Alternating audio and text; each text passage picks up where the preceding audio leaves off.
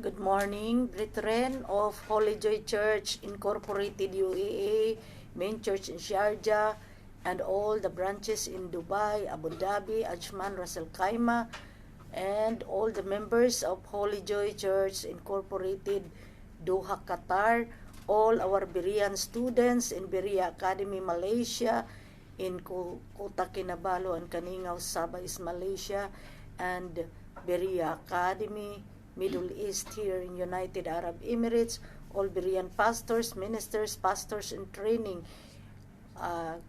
Good morning. Our theme last week and this week is the Son ascends to heaven as a Son of Man. And today I will be preaching about the gift of salvation.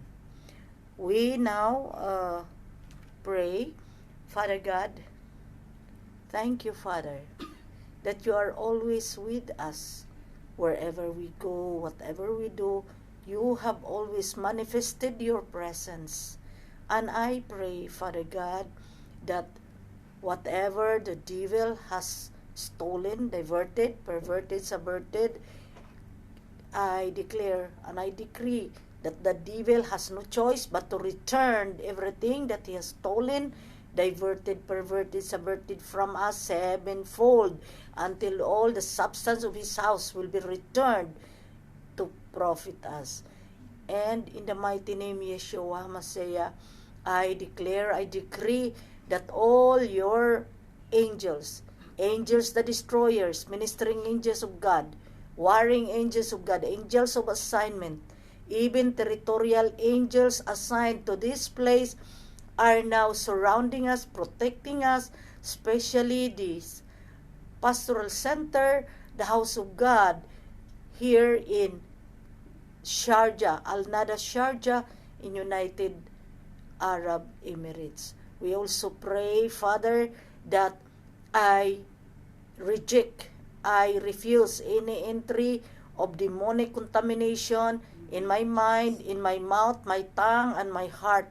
But only the guidance and direction of the Holy Spirit will manifest in me and in all those who are watching me live in this live streaming today, even those who are being invited to also watch this live streaming, O Lord God, they will receive your grace today, and that they will be manifested by the Holy Spirit of God.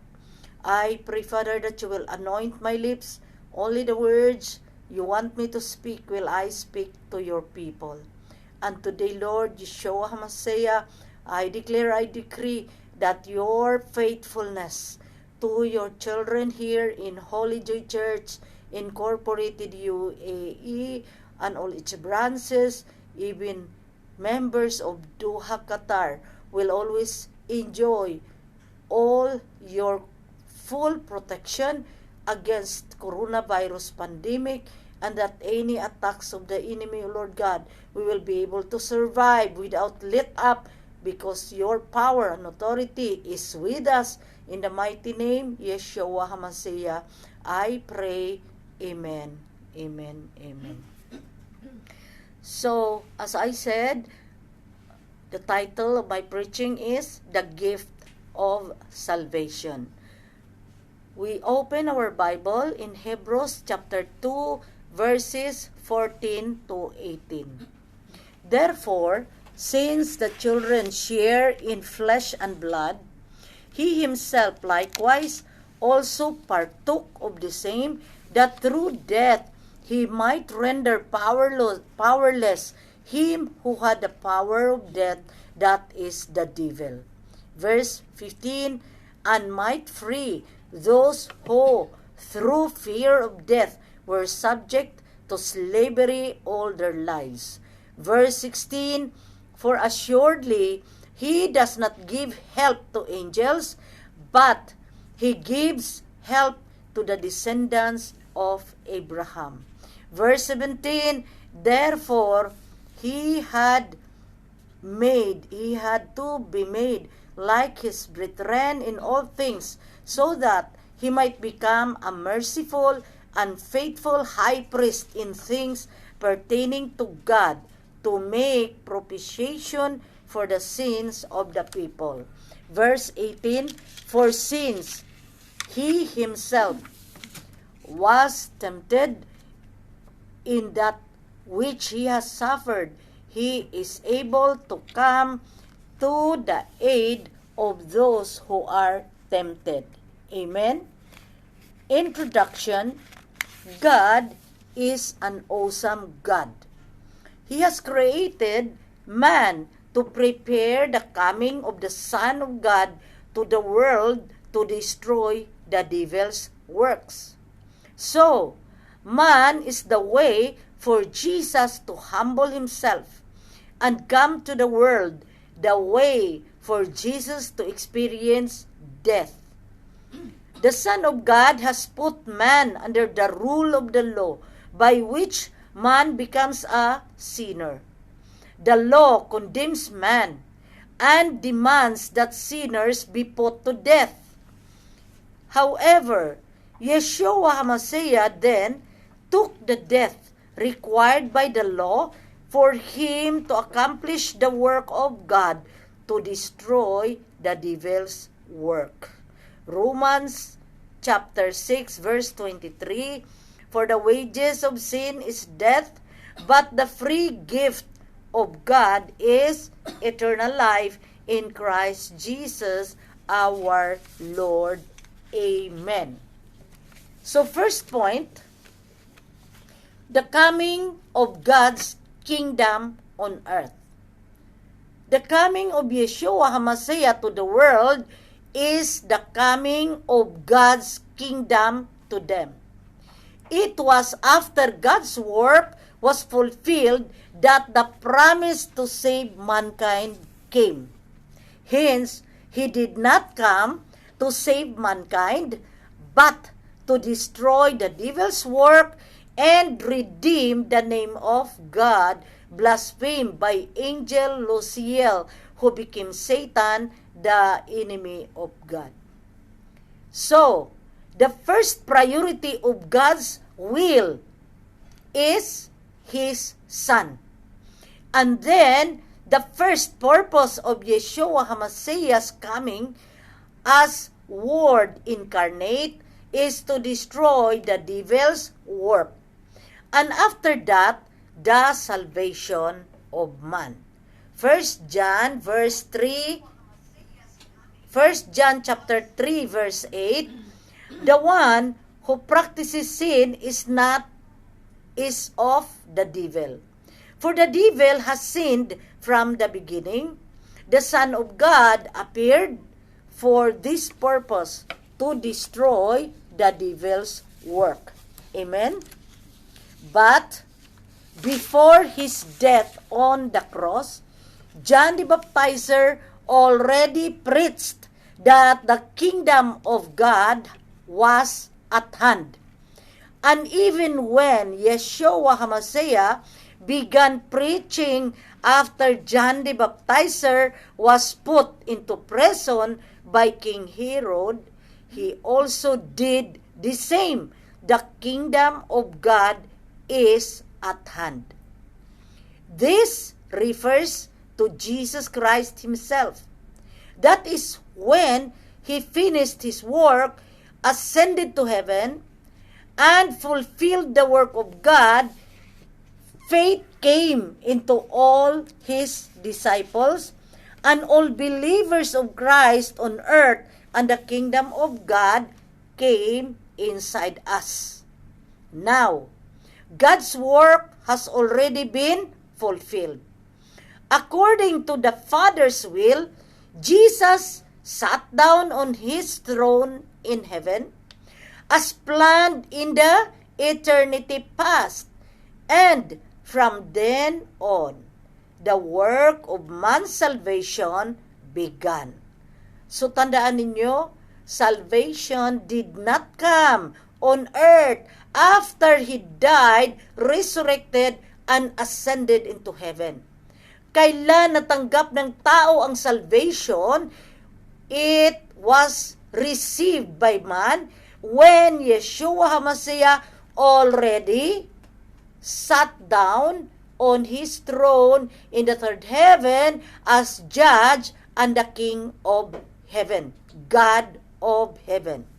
Hebrews chapter 2, verses 16 to 17, yung binasa ko kanina na scriptural verse, for assuredly he does not give help to angels, but he gives help to the descendants of Abraham.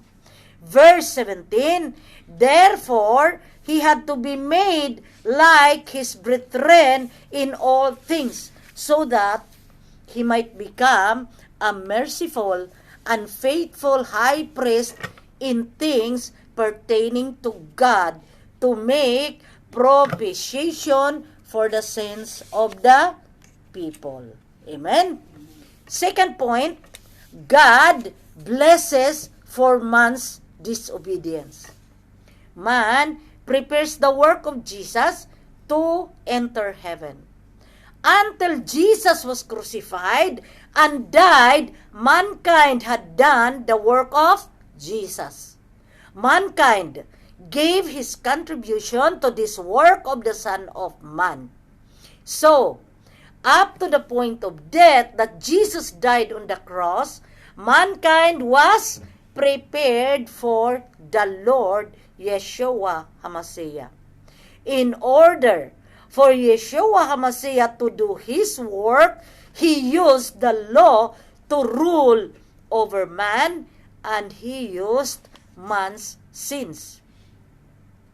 To put it nicely, man was put under the domination of the law, under the power of the law. To say it bluntly, man was doing the work of Yeshua HaMashiach by being under the curse of the law. John chapter 1 verse 17, for the law was given through Moses, grace and truth were realized through Jesus Christ. Amen? Their work for Jesus was compensated not with salvation, but with blessings. At the time, there was no mention of salvation. There was no mention of eternal salvation. God compensated man. He compensated those who believed on the earth.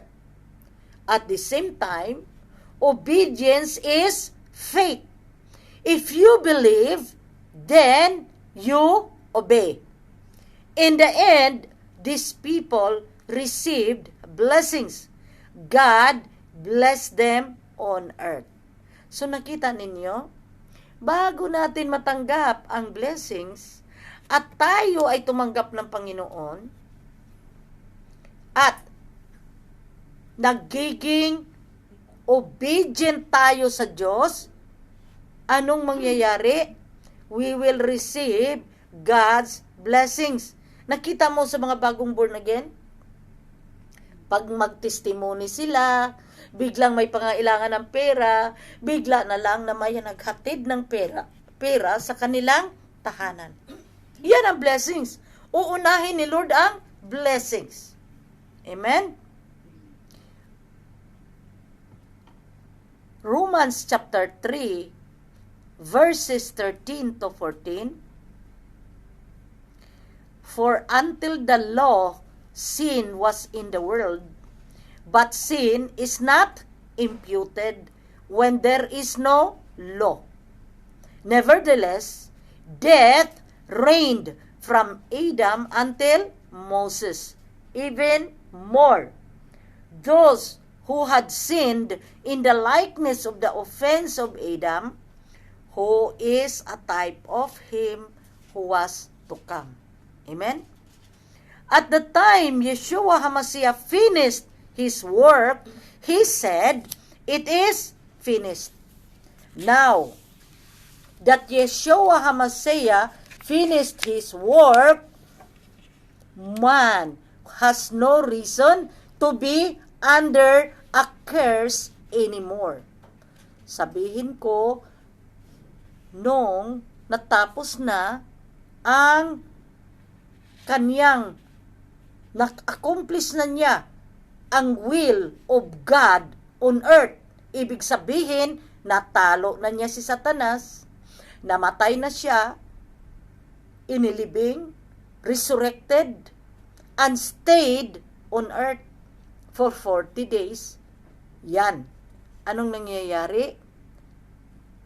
Nagkakaroon na ng kalayaan ang tao. The curse that we earned from the inherited sin of disobedience ni Adam, we were already freed. We had the freedom from the inherited sin of disobedience. There is no need to be a slave to sin anymore.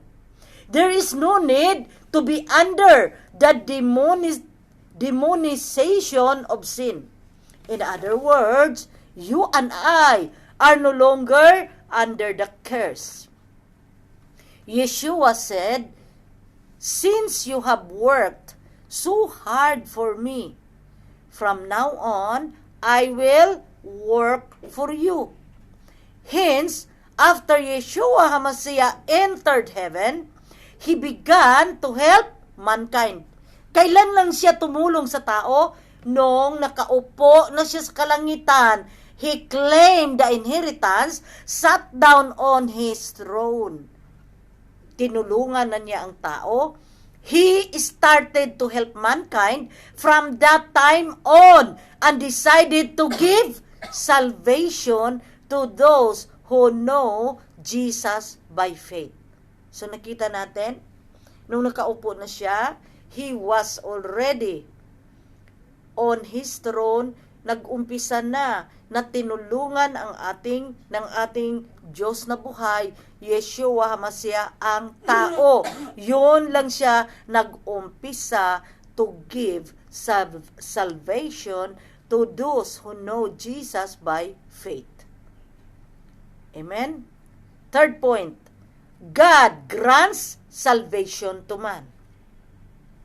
God determined to give salvation to those who know His Son by faith. So, tandaan natin, kung wala tayong faith, hindi din tayo pwedeng magsabi na we are born again.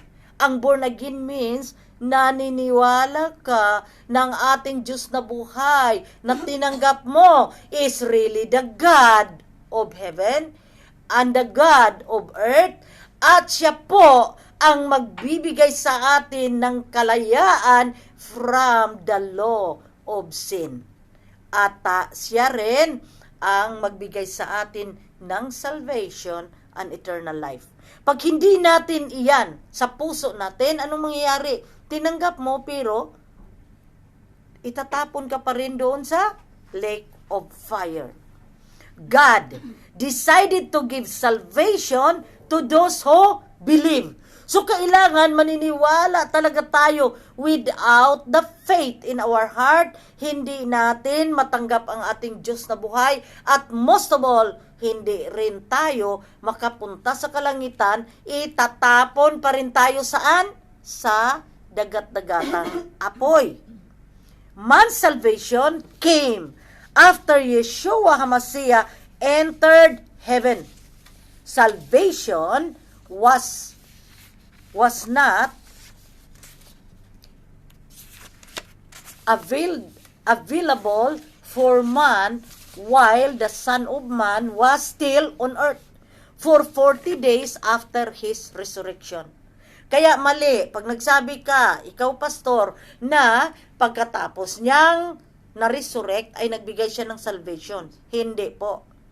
40 days muna siya na tumira dito, lalo pa niyang tinuruan ang kanyang mga disipulo bago siya umakyat on the 40th day. At nung umupo na siya, doon niya inumpisahan ang pagbigay ng resurrection, ng salvation.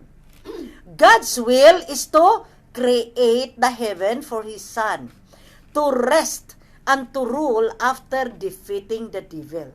So, first and foremost, ginawa ng ating Diyos na buhay ang heaven. Ano ang purpose? Para pagkatapos niyang matalo si Satanas, He will enjoy the Sabbath. Para sa Sabbath. Anong yung Sabbath? Mag-rest ang ating Diyos. Kaya nakita ninyo? Kaya naggalit ang Diyos Ama when Luciel, the angel, rebelled against the Son, against the angel of the Lord na namamahala doon sa kalangitan dahil when he rebelled against the Sabbath, the place of rest ng kanyang anak. Amen? Maintindihan natin ito. When Yeshua HaMashiach entered heaven, He inherited it and sat on His throne at the right hand of God. God's will has been accomplished. Nanalangin tayo Our Father who art in heaven, hallowed be thy name, thy kingdom come, thy will be done on earth as it is in heaven. So, ang perfect will of God na unang pinulfill ng Panginoon. Kailan niya na-fulfill? When He sat down there, inherited heaven, and ruled heaven as the God of heaven and the judge who will come to judge everyone. Amen? Matthew 6:9-10, pray then in this way, Our Father who is in heaven, hallowed be your name, your kingdom come, your will be done on earth as it is in heaven. So I would like to emphasize, nung itinuro niya ito sa mga disciples, pag nag-pray ka, hindi siya epektibo. Kailan lang siya na epektibo? When the Son of God already sat there as the Son of God, as the God of heaven and the Judge. Amen? Ngayon, pwede nating i-pray na ito. And the Lord God in heaven will listen, and He will be hearing our prayer, and He will answer us. Hence, when Yeshua HaMashiach sat on His throne as the God of heaven, God's will in heaven was fulfilled. The will of God on earth, kailan siya mapulfill? When the Son of God comes again to throw the devil to the lake of fire and take all his sheep to the New Jerusalem. So kung hatatulan na si Satanas sa pagbalik ng ating Diyos na buhay, ihagis na siya doon sa dagat-dagatang apoy, at lahat ng mga anak ng Diyos, dadalinan niya to enter the New Jerusalem upang bigyan tayo ng eternal life. That will be the fulfillment of the will of God on earth. Amen? John 14, verses 2-3. In my Father's house are many dwelling places. If it were not so, I would have told you, for I go to prepare a place for you. Verse 3. If I go and prepare a place for you, I will come. And I will come again and receive you to myself, that where I am, there you may be also. So yun na ang ating Diyos na buhay. Kukunin na niya tayo upang doon na tayo mananahan sa heavenly abode of God, which we call the New Jerusalem. Before the Lord Yeshua HaMashiach ascended into heaven, the Son of Man condemned the devil for profaning the name of God in heaven and for rebelling against the Son of God. By the blood of Christ, the devil was condemned. So kung may magtanong sa atin, kinundim ang si Satanas, may magtanong, paano na-condemn? Paano yun? His blood. Ang banal na dugo ng Panginoon na shed on the cross, ito po ang nag-set free. We are set free by the blood of Christ because paano tayo nagkakaroon ng freedom? The devil was condemned. So, hindi po siya pwedeng magdiretso ng salvation. Kinondem muna niya, tinalo niya si Satanas. He condemned Satan for rebelling in heaven. After that, ang pagka wala na si Satanas na condemn na, then we have been set free. You are only set free when you fully trust and believe that you have been liberated from the law.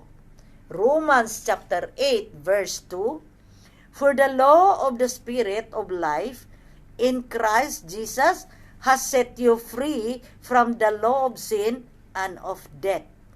Ibalik ko, Romans chapter 8 verse 2, for the law of the Spirit of life in Christ Jesus has set you free from the law of sin and of death. Since you have been liberated from external oppression, now be free from troubles in your heart. Amen? Diba? Pag may problema, anong mangyayari? Hindi ka makakatulog. Ang puso mo, palaging parang drum. Amen? To put it simply, you must have freedom in your heart. Kaya importante ang puso. Pag wala tayong freedom, anong mangyayari? Magulo ang buhay. First, you have to believe that you have been freed from the law and be freed. Only when you are sure you are free, that you have freedom, you are free. So, use your right to be free. Amen? Pag hindi tayo malibre sa batas, wala pong freedom. Dahil we are under the curse of the law. Amen? Fourth point, the gift of salvation to be fulfilled. I remind yung magkuha ng mga exam para ma-ordain, importante po ito. Dahil kailangan lahat ng mga churches, they are preaching only one salvation. At ang salvation na yan, yung third category lang. But dito sa Berea, we are teaching 3 kinds of salvation. Isang beses lang masave ang tao, but mirong 3 uri ng salvation. You are saved. Yan ang first category. You must be saved. Second category. You will be saved. Third category. Ephesians 2 verses 8 to 9, for by grace you have been saved through faith, and that not of yourself, it is the gift of God. And verse 9, not as a result of works, so that no one may boast. In the Bible, you are saved means to be saved from the past inherited sin of Adam. You are saved from the sin of the past. So pag sinabi natin na tayo ay nagkakaroon na ng salvation, ibig sabihin, saan ka na save? Sa sin na na-inherited natin kay Adam. So ano siya? You are saved. Now, you are no longer a sinner. When we are saved by the inherited sin of Adam, it means that we are already free. We are no longer a sinner. You are now a child of God. Hindi tayo matawag ng child of God until we would be free from the inherited sin of Adam. You must be saved. Is being saved in the present time.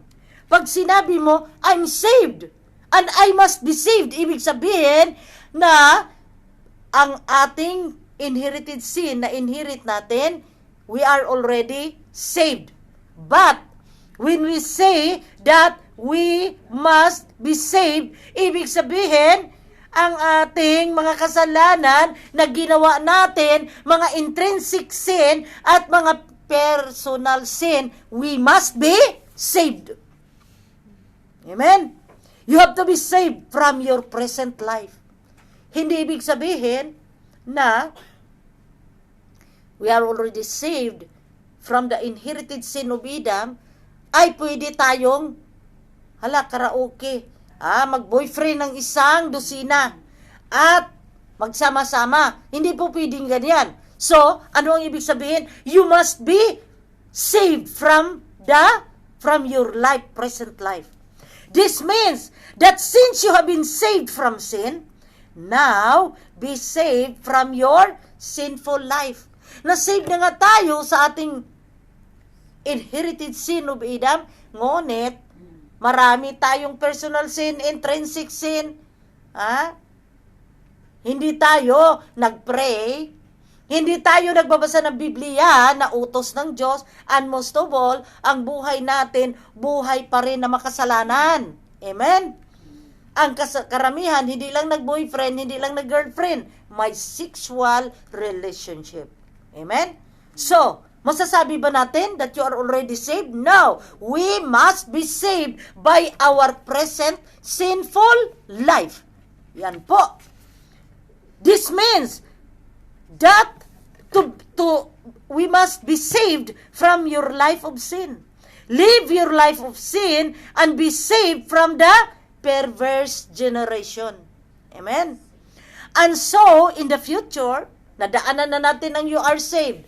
Isang beses lang tayo masave pero kailangan na continuous ang pagka-save. Kaya hindi po pwede yung sinasabi, once saved, always saved. Hindi. Bakit? Dahil may pangalawang na magkailangan continuous. You must be saved from your sinful life. Pagkatapos, we are already saved from the original sin. We have already been saved from the personal and intrinsic sin. Ano ngayon ang mangyayari? So in the future, if you are saved in the life of sin now, then you will be saved. Anong ibig sabihin? Sa pangatlong kategory, na napatawad ka na sa Panginoon, na save ka na sa inherited sin, iniwanan mo na rin ang iyong buhay na makasalanan, you will be saved. Saan ngayon? You will now be saved. Saan? In the life of sin, you will be saved from the punishment of the lake of fire. Amen? We are saved from ang kamatayan ni Kristo, saved us from the inherited sin of Adam. Ngayon, namumuhay na tayo bilang Kristiyano, iniwasan natin ang mga personal sins at mga intrinsic sin. Ibig sabihin, we are already saved from a sinful life in the present. So, kung tayo ay kukunin na ng Panginoon, we will be saved from where? From the dagat-dagatang apoy. Amen? So, kailangan marunong tayo na mag-intindi nito. This means to be saved from the punishment of the lake of fire. If we belong to this world, then you will end up in the lake of fire because of sin. But this refers to the future. It means to be saved forever. Pag we are already saved from the lake of fire, it means forever we have the freedom. Forever we are saved. In other words, in the past, you are sinners. Hebrews chapter 2, 14, verse 18. Yung mahabang binasa natin kanina na scriptural verse.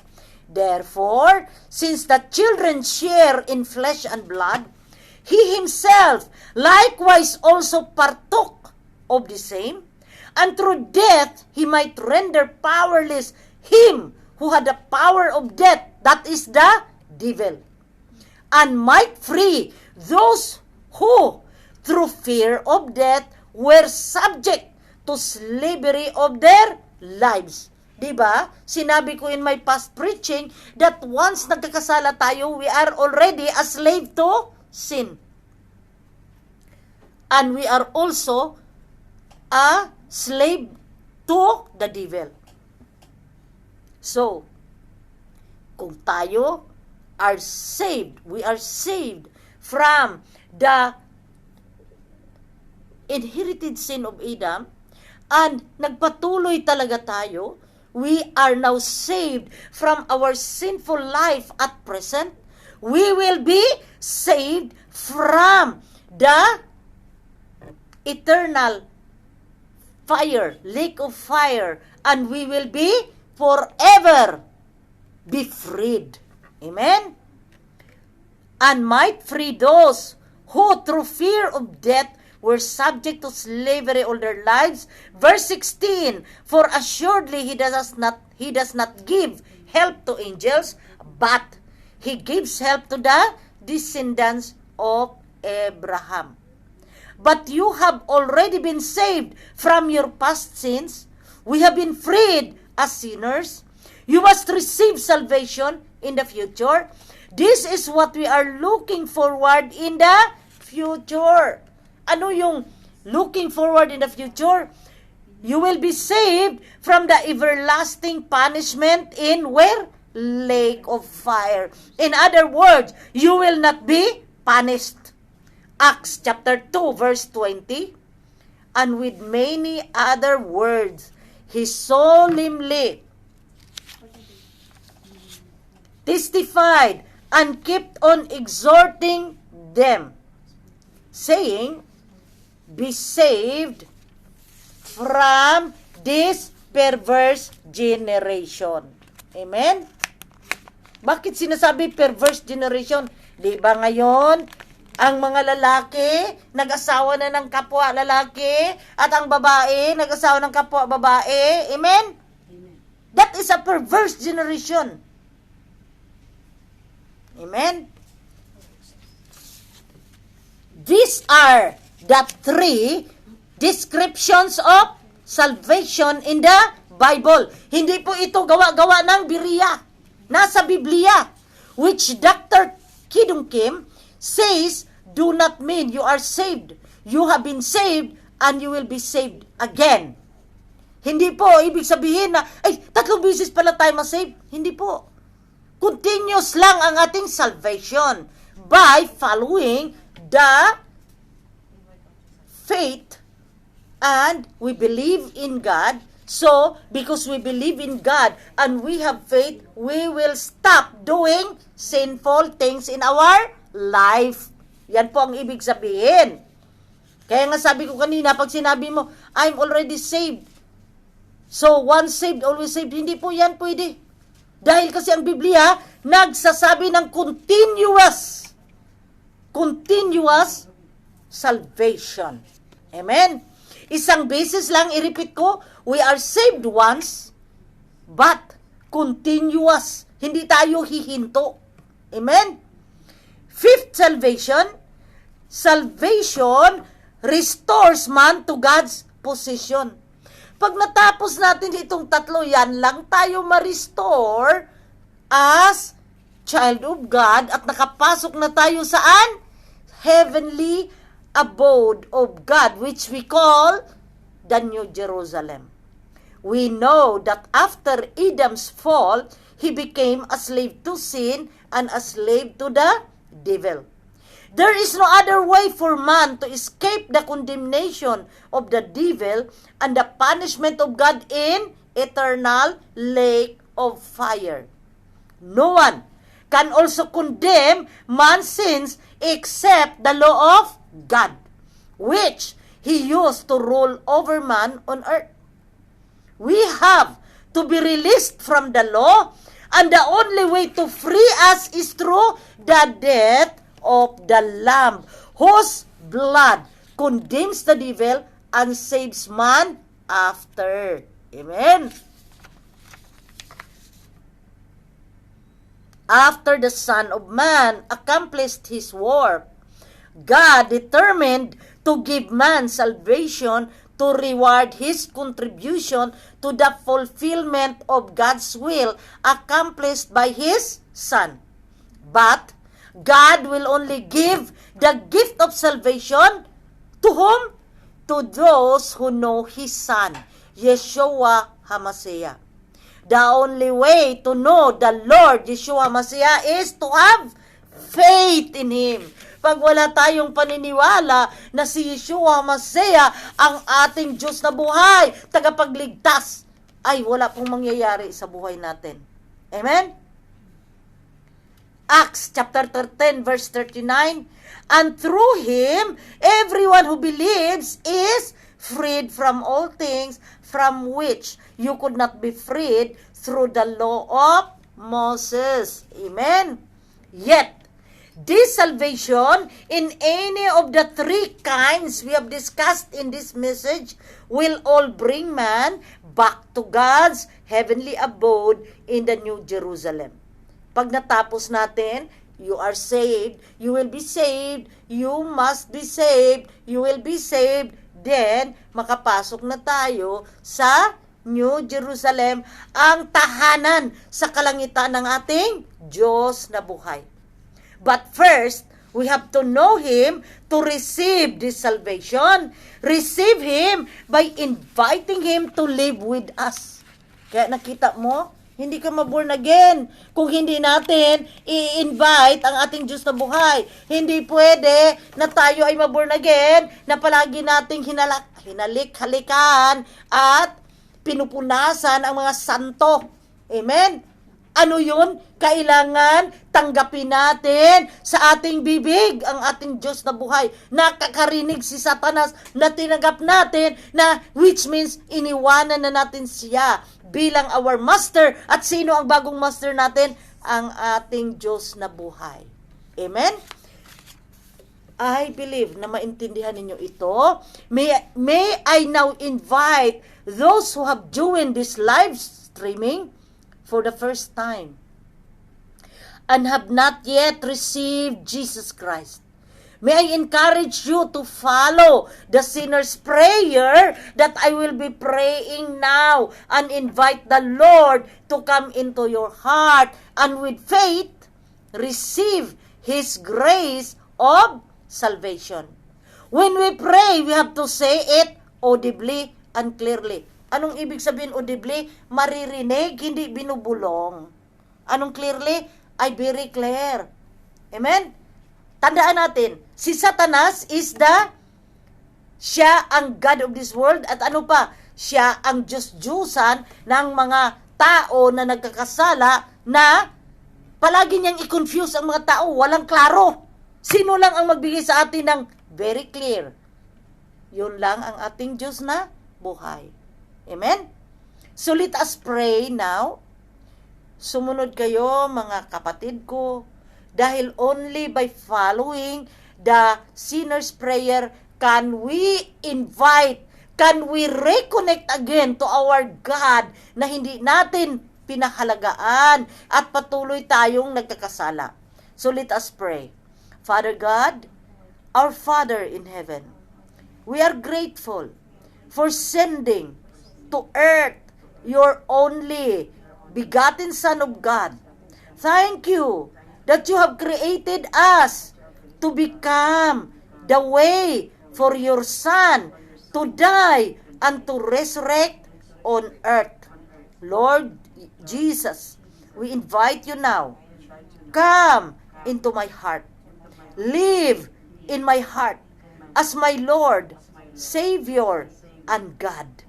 Forgive me, Lord Jesus, for all the sins I have done against you and against anyone.